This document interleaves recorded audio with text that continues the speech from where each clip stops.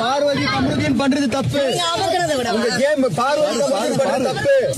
பாரு இது தப்பு பாரு. நீங்க அமுக்கிறத விடவா நேத்து எல்லாரும் சேர்ந்து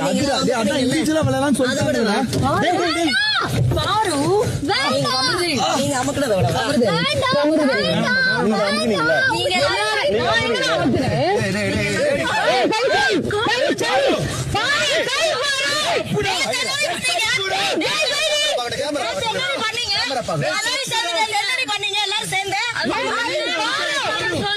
தப்பு பாரு.